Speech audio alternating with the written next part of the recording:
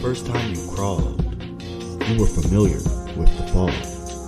The plunge you take to the ground, the fall you take doesn't get old.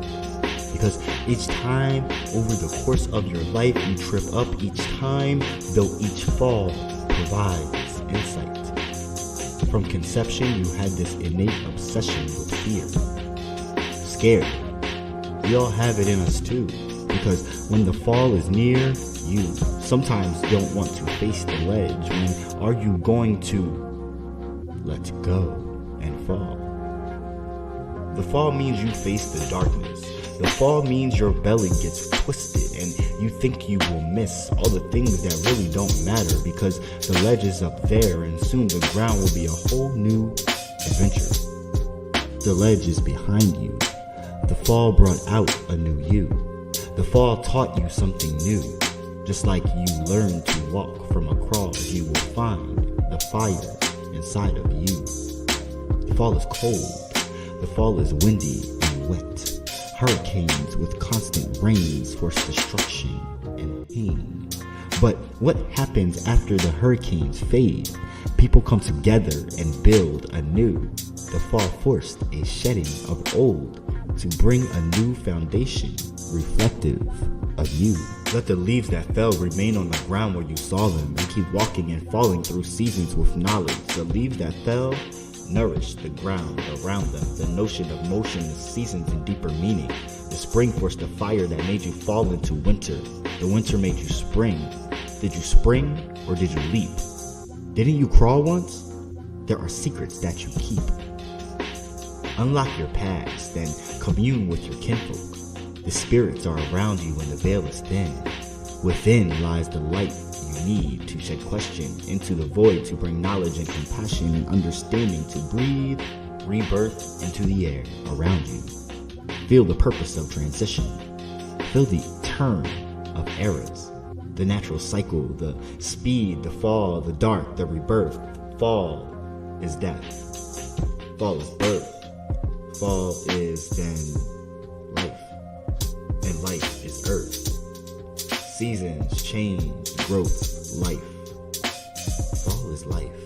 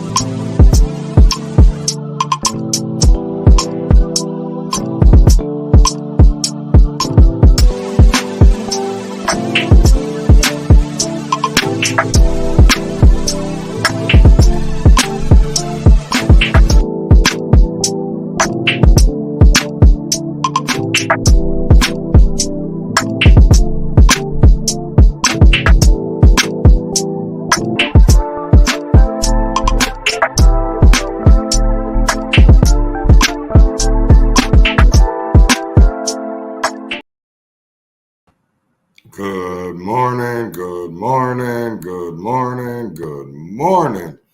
You are tuned in to the Urban Conservative. My name is Chaz Neal. I'm a revolutionary based out of Minnesota. With me today, I have my co-host, John Tolan. Maybe I don't. Um, Yo, I had my mic muted. That the way I said that was perfect, but I'm going to try it again. Grand Rising, everybody. Grand Rising. Hope you are well, blessed, and beautiful wherever you are in the country or the world. I hope you're feeling loved and safe. Thank you for having me, as usual, Chaz. always, always, always. And we are being brought to you today by the Leon Block Independent Media. We are all about transparency, truth, and accountability. The Urban Conservative is all about the news on the streets, gun violence, crime, politics, and how we solve our community's most hardest issues. How can we change our communities for the better? Let's get back to family, community, foundational roots. Let's make sure nobody gets left behind. Shut up and help. We always start off with a quote, and I got a couple of them today. And I want to give a shout out to my bro from another mother, Matthew Scott. And this is from a mentor of his, somebody that he looks up to, Frederick Douglass. And it says that the soul that is within me, no man can degrade. Another one, this is from Muhammad Ali. I am America. I am the part you won't recognize, but get used to me. Black, confident, cocky. My name, not yours. My religion, not yours. My goals, my own. Get used to me. Also, I want to give a shout out to Sweet Days. She has a special this weekend. If you're really into crunch cones, looking really delicious. She's got a banana pudding crunch, a strawberry flavor, and a cookies and cream, and they all look delicious. So if you're in Lancaster, Harrisburg area, tap in because they look delicious. Don't miss out. For real, tap in. Shout out to Sweet Days, giving those delicious, delectable treats. Yes. Doing the dang thing. All right, so yeah, right. Yes. Yeah. Yes. Agreed. And we are gonna start off today by getting into Better Futures, Minnesota. We've talked about this. I don't know if people remember or not. We have Marvina Haynes on who is fighting for the rights for these young men for a second chance, because obviously the people that get paid, the people that are supposed to be taking care of these individuals aren't.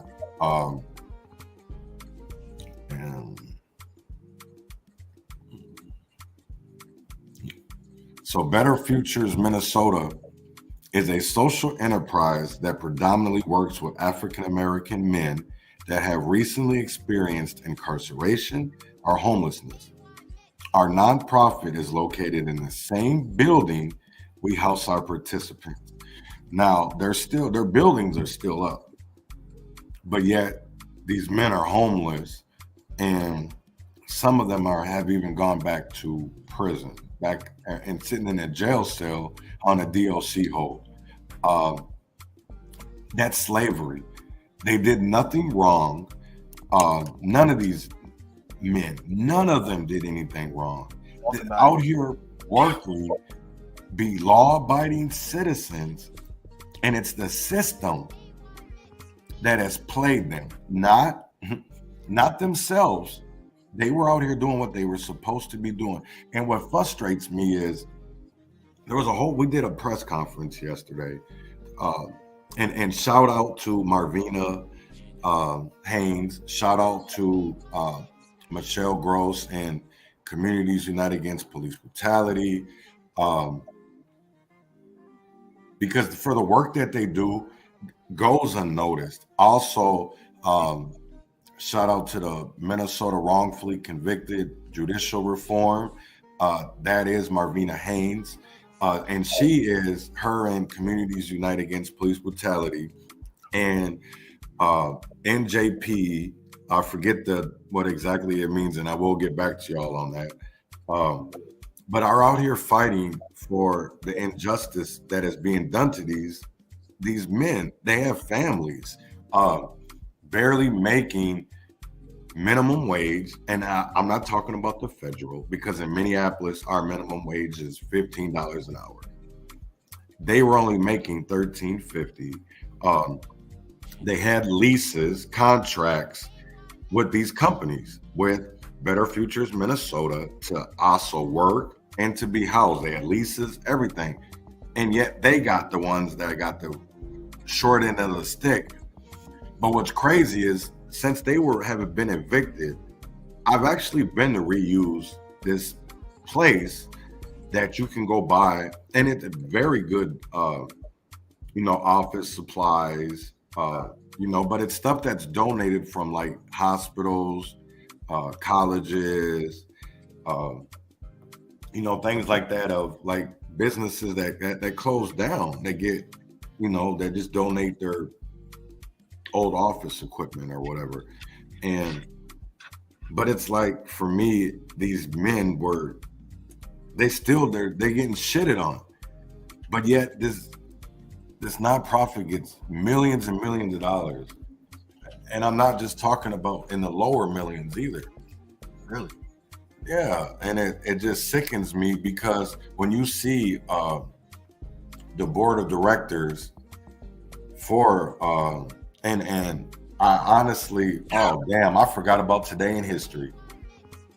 We'll get there. We'll get there. We'll do the Better Futures, because this is just something but when you look at their board of directors, and I took two of the big ones.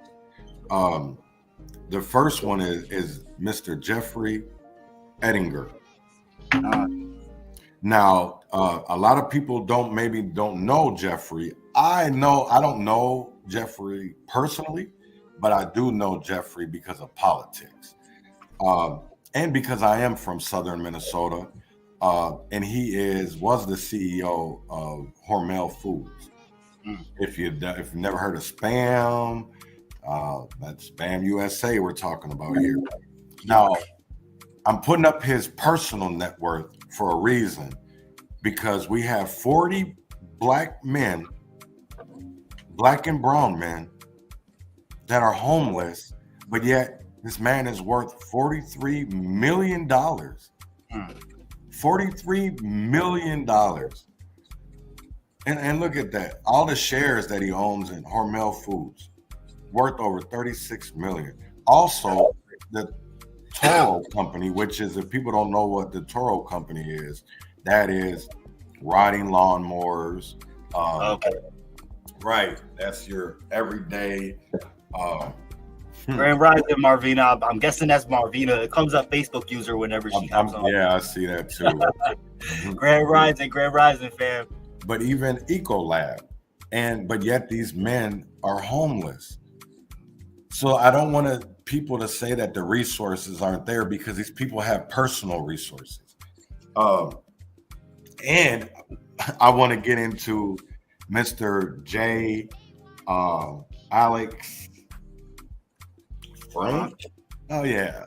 I'll see, and I'm gonna show people that all skin folk ain't kinfolk. So this is a black man we're talking about that is actually the CEO of Better Futures Minnesota. This is but he doesn't only just own our CEO, whatever they want to call it, of Better Futures Minnesota. He also is the owner for, after doing some research this morning, of Magnolia Homes, but also there's another one that I put as a comment. Prime Enterprises LLC is under Mr. J. Alex Frank. Mm-hmm. Now, also Mr. J. Alex Frank does work with the city of Minneapolis called Middle Housing. Now, if people don't know what Middle Housing is, Middle Housing is duplexes, triplexes, where you get multiple units in just one unit. Which there isn't a lot of building for that. People are more interested in the townhouses. Well, no, it's because of laws.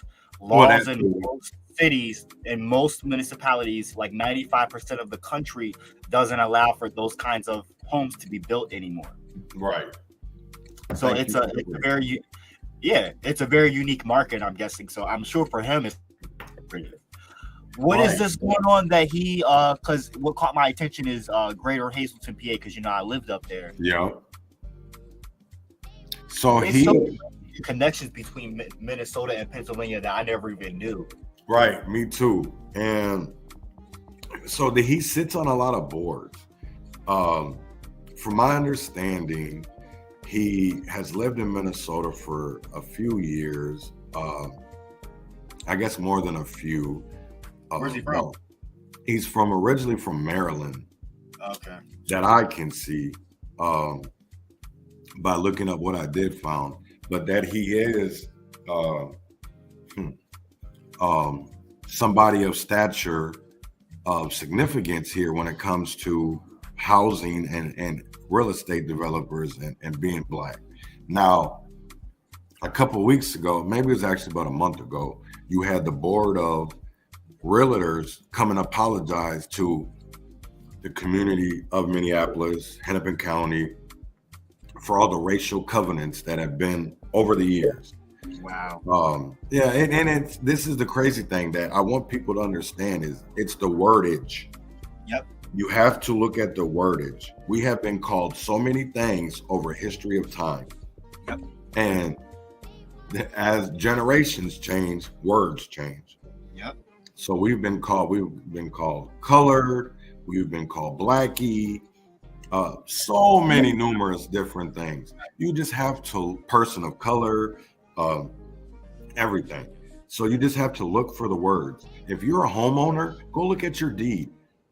I guarantee it, there is some kind of racial covenant somewhere in that deed. Yeah. And that people don't even realize it until you really dig in. Yeah. Because it's all over. That's how they got us with redlining. Yes. But people don't want to talk about that. And it's still to this day that we're dealing with redlining, and yet our Black leaders don't want to say anything because you don't bite the hand that feeds you. Mm-hmm. Pay the attention, y'all. Right. You definitely have to pay attention, especially if you're in Minneapolis, because they did it with us with 94. Right. And now they're trying to do it with the L train, with the light rail, which some survey just came out and said that the light rail system in Minneapolis is the most dangerous in America. But yet you want to bring this into our neighborhood, where in North Minneapolis, it's the most violent in Minneapolis? Make it make sense to me. They don't care about us. And it just shows these people have all of this money, but yet they don't want to help. They're watching innocent, and I'm going to say innocent because they didn't do nothing wrong. They didn't do nothing wrong, and the man is sitting in a jail cell for doing nothing wrong because the system fucked him over. Not because he went out here and did something to himself, because the system, and then the system robbed from them. Yeah, thank you. I was just about to ask you to show that. So this is their operating costs in the last since 2016. Look at that. So they went from $1.5 million in public support. Now, that's gifts, grants, contributions. I want people to understand that. So they went from 1.5 million 4 years ago to now getting 3 in 2020. I can't find so many Grand Risings, King Grand Risings. Grand Rising, brother. I can't find this. So this is their latest 990 form is 2020.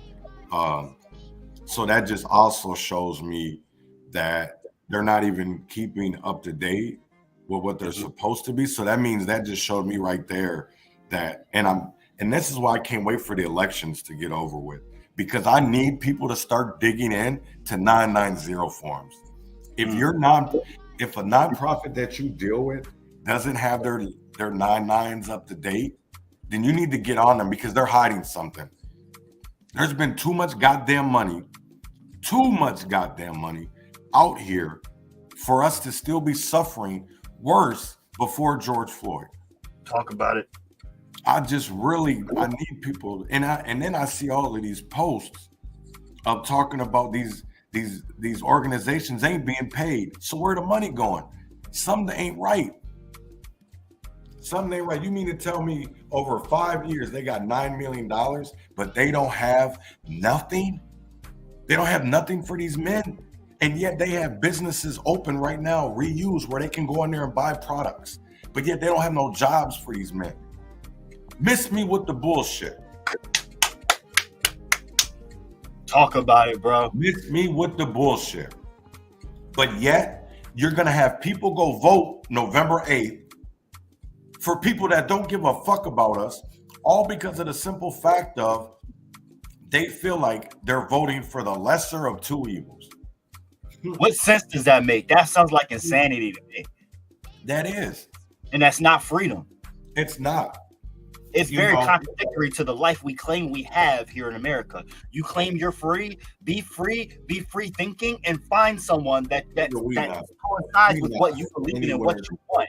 And if it doesn't align with what the two candidates that are given, say, fuck that shit. I'm not taking either one of those options. Give me something better. I demand something better. Yes, stand your ground, better yet, don't vote. I get it. We're at a crucial time right now. I live in Pennsylvania. And the stakes are high right now, but none of the candidates speak to what I want and need for myself. Right. Period. Am I upset? Am I afraid of what could happen? A little bit. But I also feel firm and right in standing my ground and demanding what I want, not what's given to me. Now, see, my own truth. This is, and I'm reading off of their website. Because at Better Futures Minnesota, we are more than a nonprofit providing a single service. We work to build healthy communities for more Minnesotans by operating at the intersection of racial, social, economic, and environmental justice. Now, I don't see them doing shit of that. Because how do you this is my thing of it is, and this is what pisses me off when they want to sit here and they want to talk about I'm too aggressive or I'm threatening.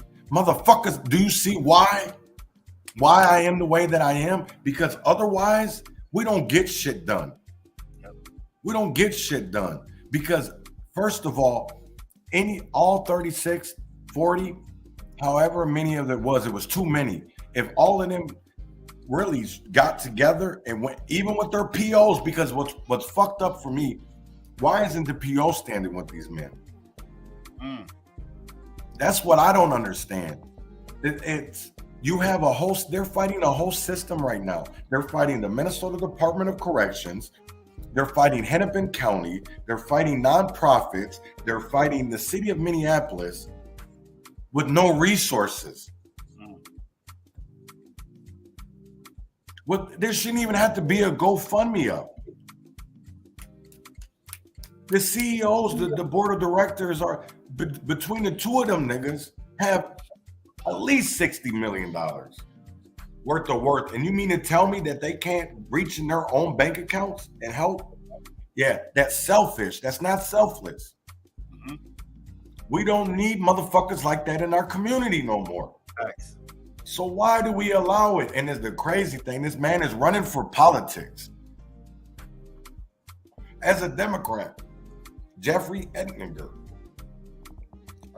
It just shocks me when I find out that these dudes are Democrats, but the Republicans are so racist. Make it make sense to me. Make it make sense to me. I don't understand it. I really don't anymore. Who is the racist ones? Because when I see policies, and I'll say it like this, and I don't want nobody saying, "Oh, what you trying to say? The Republicans ain't racist." No, what I'm saying is both parties have a history of racism.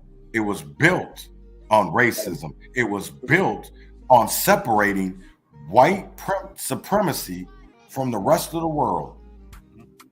From the rest of the world. Talk about it. So make it make sense to me. Because I don't really I see all of these affirmative actions. Does this shit really help us? To me, it helps white people. It helps people look like they're the white saviors. We don't need no white savior. They ain't never helped us. They ain't never helped us. They didn't even help white women. Because Black history sure the fuck didn't start with slavery. Even white women been fighting for their rights and don't even realize it. Mm-hmm. Don't even realize it. But then you talk about the Women's Act of 1920 and they be like, what? Huh? Talk about it. Yeah, because this is why I don't like a marriage certificate. Why I don't feel like I need to go to the government to get married for the simple fact of you're paying for something, right? And they give you a receipt. They give you whatever you want to call that serial number. It don't make no sense to me. I'm tired of that. Who we got jumping on? Who we got jumping on the chat with us? I see. Don't play with me. Don't play with me. Who this? Meg? No. Marvina? No. Who this? Your crazy sis. Oh, what's up? What's up? What's up, love? I'm like, hold on, who is this? Yo, we got a special guest on the Urban Conservative today, straight out of Akron, Ohio, a very powerful voice and activist with us, blessing us with their presence today. Yo, thank you so much for joining us, fam. Appreciate you. You're welcome. What's going on? What's up with it? Nothing. Chaz, you want to go on and fill her in? Is this the voice? Nah. Voice. Yeah. So now we just on here talking about today. We're talking about it's Fearless Friday. And to get to where we need to be, we got to be fearless. And Black history didn't start with slavery. And we have to realize that regardless, whatever way we vote, that's not the way that's going to get us to freedom. We have to believe in ourselves first. Yeah. Yes. We gotta stop putting these politicians that's been in the office for a long time and not doing nothing. Okay. Speak on it. We are gonna take a real quick commercial break. Get into paying some commercials. Really ain't really, paying nothing really yet, but it don't matter because we still gonna play it because we support who supports us. And we really want to give it a shout out to Sweet Days Bakery with them delicious, succulent treats. So hop on over if you're near, put an order in, don't miss out, because I'm mad as hell I'm going to, because cheesecake is one of my favorites. So whoever's out in that area, go get one for me, please. So we'll be right back with the Urban Conservative.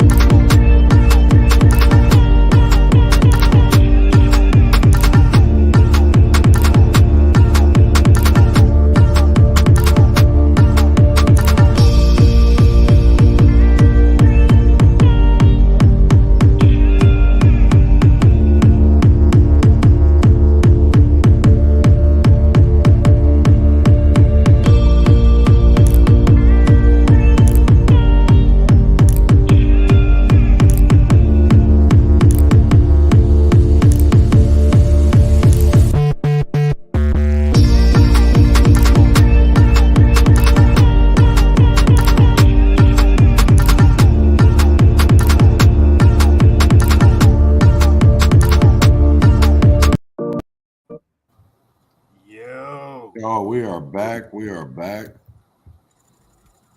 We are back. We're gonna get into real quick for a minute, because since I did forget to start off with today in history, and I do feel like today's in history is very important, because we right now we're in a time where we like to cancel black men for regardless of whatever reasons.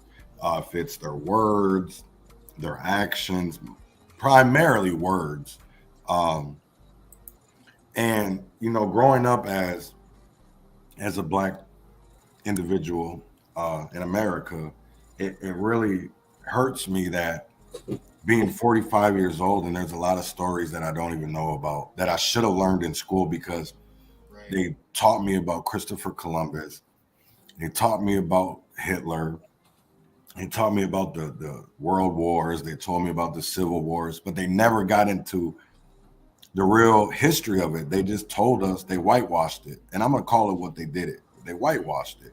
They didn't give us the real history of America. And the story that we're going to get into is from 1890, November 4th, is that a white man involved in killing 9 black people was elected governor of South Carolina. Benjamin Ryan Tillman was elected governor of South Carolina, an outspoken white supremacist. Mr. Tillman created his identity as a politician based on white supremacy, a deep commitment to blocking any educational opportunity for black people and advocating for violence against black voters. Concerning the education of black people, Mr. Tillman argued, when you educate a Negro, you educate a candidate for the penitentiary or spoil a good field hand. Now, what the fuck? I'm over here that like I had to stop reading that for a minute. Yeah. That, oh my Lord. And people voted for that? That, wow. So his political career began after his involvement in the 1876 Hamburg Massacre. Never heard of that. Where white men rioted and killed 9 people in a predominantly black town in South Carolina. In his governor run, Mr. Tillman promised to keep the state's black population in a position of permanent inferiority. In his inaugural address and throughout his administration, he emphasized white supremacy. Wow. Wow. Wow. And the necessity to revoke Black Americans' rights. Mr. Tillman served 2 terms as governor and played a critical role in the 1895 South Carolina Constitutional Convention. In order to vote under the revised Constitution, a man had to own property, pay a toll tax, pass a literacy test, and meet certain educational standards. The 1895 Constitution disenfranchised black voters in intent and effect and served as a model for other southern states. Now, how the heck, man? But they got a statue of this motherfucker in South Carolina. Now, but yet they want to cancel Kyrie Irving. They want to cancel Kanye West, Nick Cannon. But yet we got people like Elon Musk. Everybody's talking about it right now like it's a joke, but they're not slandering him like they've been slandering Kanye. And guess what? We stopped talking about Kanye. Now we're talking about Elon, but not in the same kind of context. Why? Why are we not holding him just as accountable in the same context? No, we're joking about it like we don't ever. You know, that's the thing of it is we don't ever hold this when it comes to justice. No, we want to mock and smock and smear black men like it's a thing. But white people, white men, we don't hold them to the same accountability. We laugh it off and we still act like we're inferior. Get the fuck out of here. We're right. And that's what I don't get, because until we get past that, we're still going to be looked at as the same. And after serving as governor, Mr. Tillman was elected U.S. Senator from South Carolina in 1895 and served in this capacity for 24 years. Throughout his tenure, he staunchly opposed black equality and women's suffrage. Mr. Tillman's philosophy helped shape the era of oppression and abuse of black Americans throughout the South. A statue honoring Mr. Tillman still stands on the grounds of South Carolina State Capitol. But we're getting mad about a fucking documentary. Or we're getting mad over Kanye West's truths that he deals with. Not that every black man does. We agree with it or like it, but that's not the point. Right. And I don't understand it. And this is, I want to go back to something else, because if people do not know who Carter Woodson is, please do your research, because we should emphasize not Negro history, but the Negro in history. What we need is not a history of selected races or nations, but the history of the world, void of national bias, race hate, and religious prejudice. We don't get that. We don't get that. And here's another thing, because, and I'm glad, I don't know if you're still on here, bro. I'm not talking about you. I'm talking about Stino. He's still there. This is something that when I saw this morning, it made me think of him, because the ultimate measure of a man is not where he stands in moments of comfort and convenience, but where he stands at times of challenge and controversy. And he has always stood tall. I gotta give it up to that brother, because he's always stood tall, regardless if it's comfortable situations or uncomfortable situations, he has always been Sino. He has always stood tall for what he stood for. And that's the type of person, man, individual that I want to be around. That's who I want to be around. I don't want to be around somebody that's going to break, bend, or fold when the pressure is applied. Because that's what we're seeing. We're seeing way too much injustice and not enough justice. I'm seeing too much twerking and not enough accountability. So definitely seeing too much pandering and not enough transparency. Mm-hmm.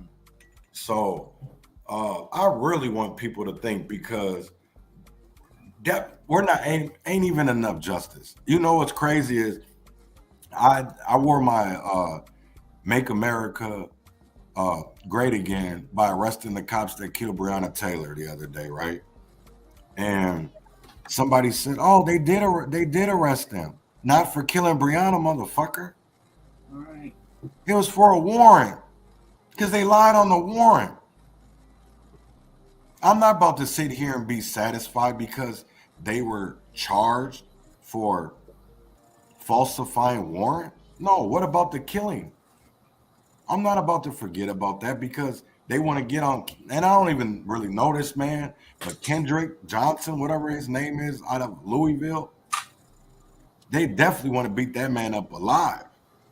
Or even Bruce, some other ones down there. Like, I watch what's going on in Louisville. There's been a lot of death in Louisville, and definitely not enough justice, because obviously justice don't live in America for black men and black women. Because what about Jaheim McMillan? Who's this Kristen chick you was talking about? Oh, it's not a chick. It's actually a dude. And maybe I just say his name wrong.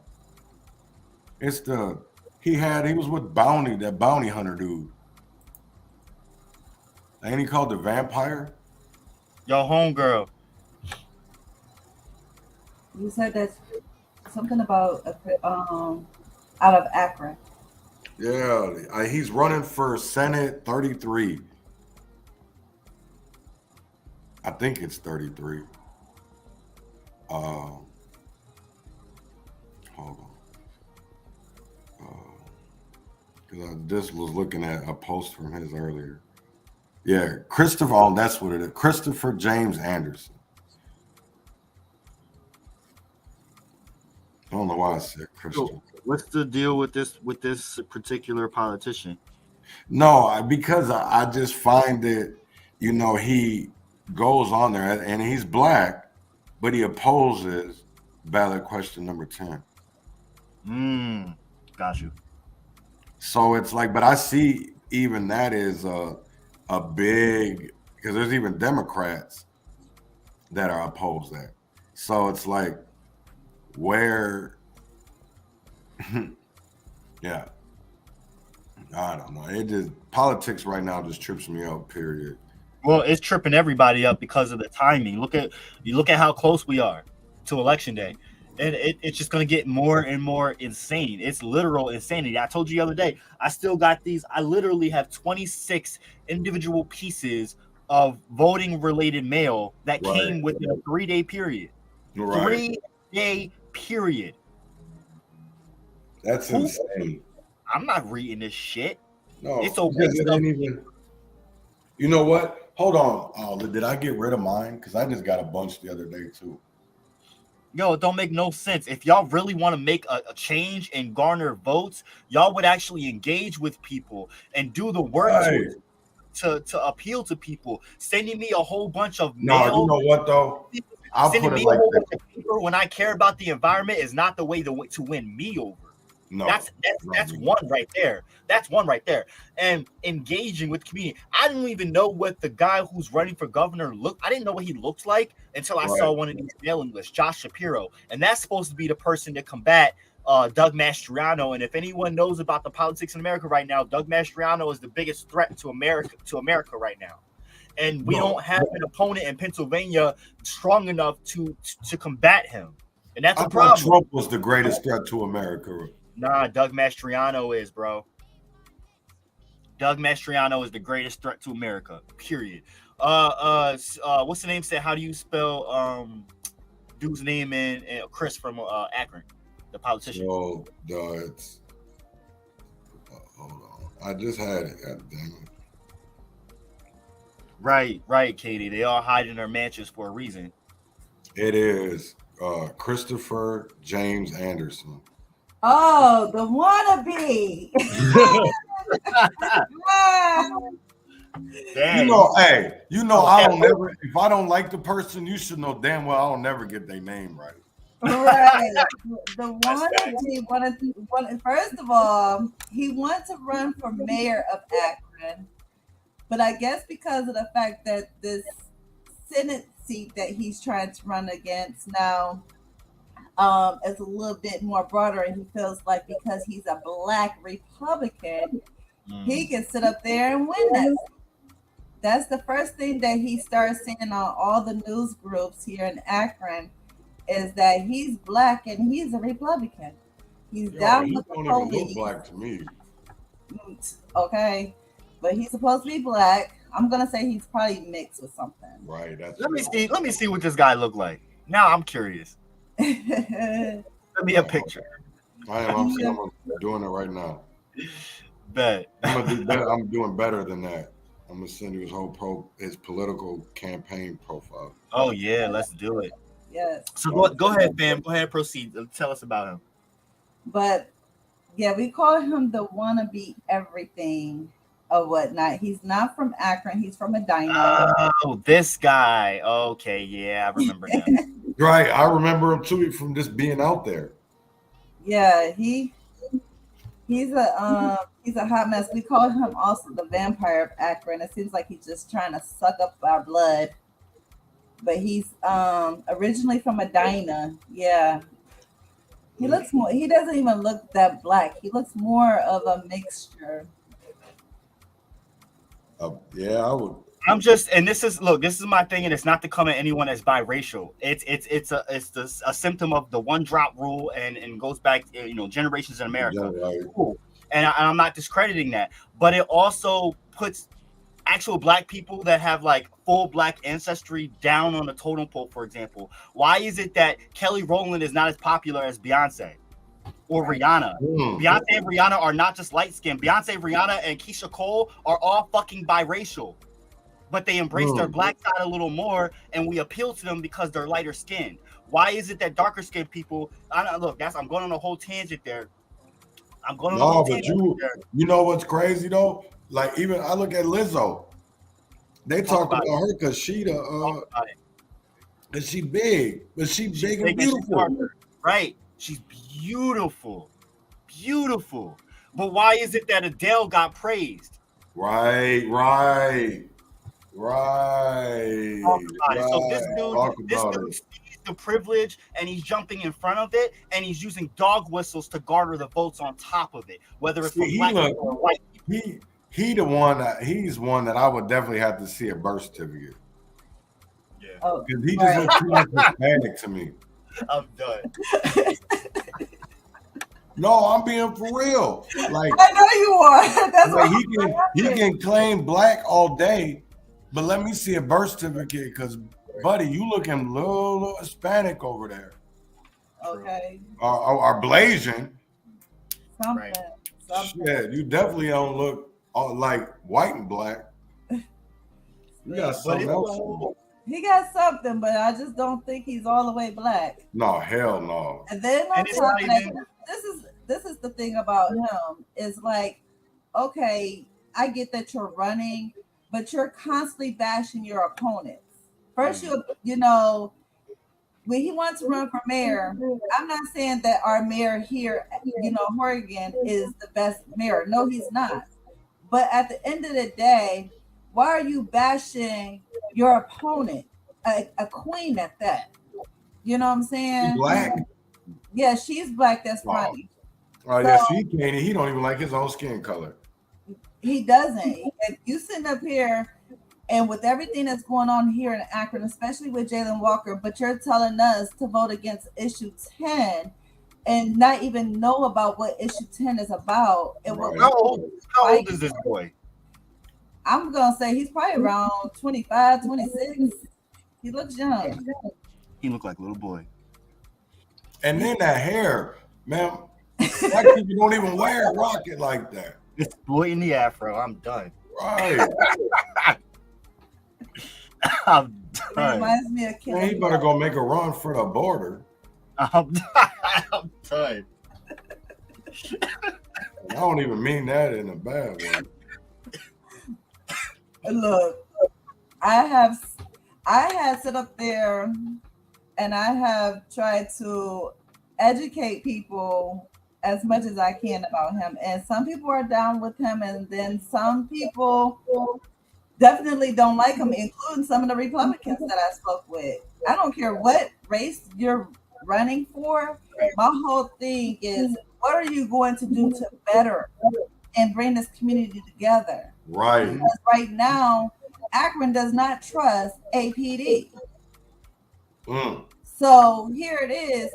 You're sitting up here, protecting the FOP, who is sitting up here trying to say, don't vote against issue 10 because of the fact that, if we lose, it's going to be held up in court, so on and so on. Right. But they want us to sit up here and vote for them to have some liquor and some beer on Sunday. Talk about it. Talk about it. And hell, I'm going to sit up here and vote on some beer and liquor when y'all out here killing, as citizens of Akron. Right. You know what? I gotta say this because it's Fearless Friday, and I just want to know to all the people that ran Kanye coverage, that ran Kyrie coverage. Have you asked Brett Favre did he return the money to the state of Mississippi? They could really use that money right now. Jackson, Mississippi could use that money right now. For real. While he's living on his mansion and having drinking water, there's impoverished Black and brown people that don't have water or drinking water right now. Talk about it, bro.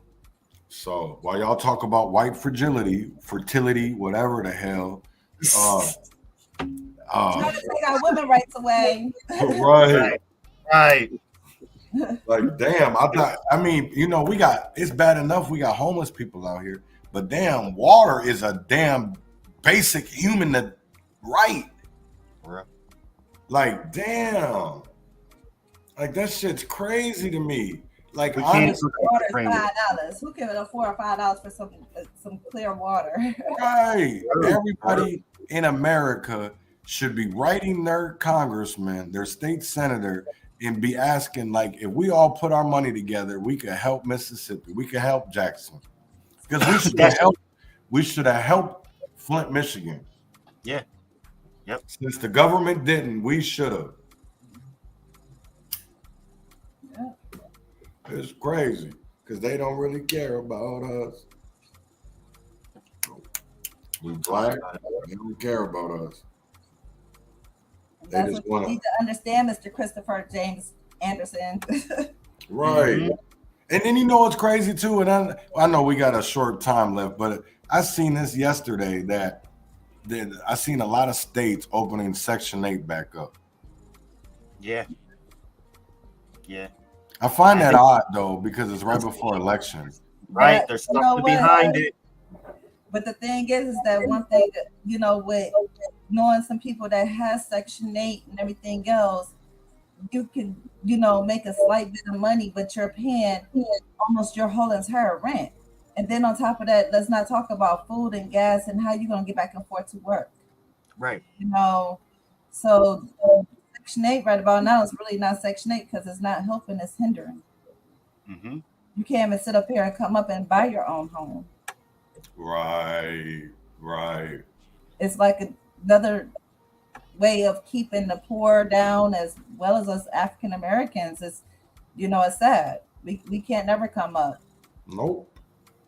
Because it's designed that way. Yeah, they want us to lean on the government so much, and it's sad. They want you to. They don't ever want to. It's like when we try to get our babies off the pacifiers. Yeah, That's what they have us on. We just don't. We don't want to be. Instead of just sucking our thumbs, we want to keep on sucking on that pacifier. yeah. For real. But I get it. People scared. There's no point of being scared anymore. But I want everybody to have a great weekend. And until next time, meditate through the pain, celebrate the ties that bond, liberate our people, educate our youth so we can stop the bloodshed. Be the change. Win or fail, freedom or jail, heaven or hell, wish me well. Free